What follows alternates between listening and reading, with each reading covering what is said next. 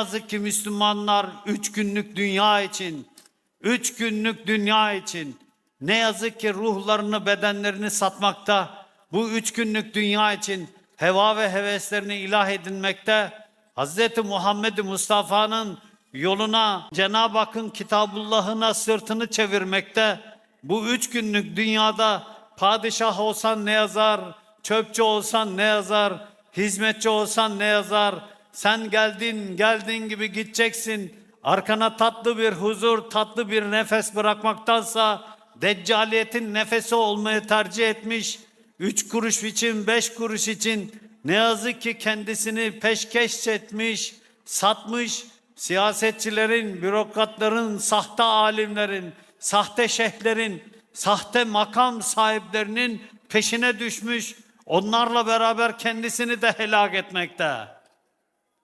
Ve Müslümanlar ne yazık ki sokağın heva ve hevesini kendisine ilah etmiş, internetin heva ve hevesini kendisine ilah etmiş, kibrini kendisine ilah etmiş, nefsini kendisine ilah etmiş, Hz. Muhammed Mustafa'nın ahlakını unutmuş, onun yolunu unutmuş, Kur'an'ın ahlakını ve yolunu unutmuş, heva ve hevesinin peşine düşmüş, heva ve hevesini ilahlaştırmış ve ne yazık ki Cenab-ı Hak Maide suresinde siz Hristiyanları ve Yahudileri kendinize dost etmeyiniz demesine rağmen Müslümanlar ama açıktan ama gizliden ama bilerek ama bilmeyerek Hristiyan ve Yahudileri kendine dost etmiş, kendilerine Hristiyan ve Yahudileri kendilerine kurtarıcı olarak görmüş ve ne yazık ki o kafirlerin, o münafıkların, o mürtetlerin, o fasıkların, o rüşvetçilerin, o içkicilerin, o eşcinselcilerin, o kumarcıların,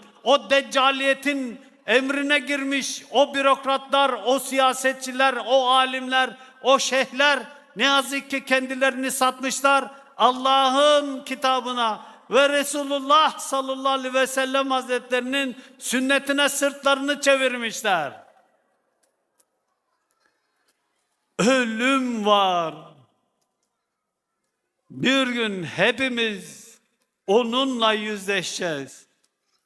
Ve mahşer kurulduğunda ve bütün herkesin hesabı kitabı görülürken ve Muhammed Mustafa orada makamında otururken onun nasıl yüzüne bakacağını hiç düşünmeden topyekün ne yazık ki Müslümanlar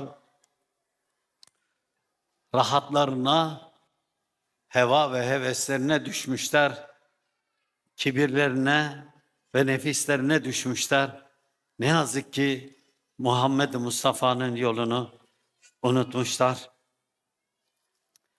Ve bizden olan o Resul'e ayet-i kerime öyle diyor çünkü sizden olan bir peygamber gönderdim diyor.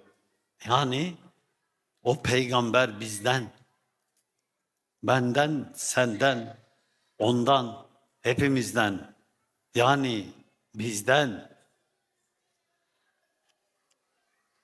Biz o bizden olan peygamberin sünnetine sırtımızı çevirdik. Evet, bugün Mevlüt Kandili.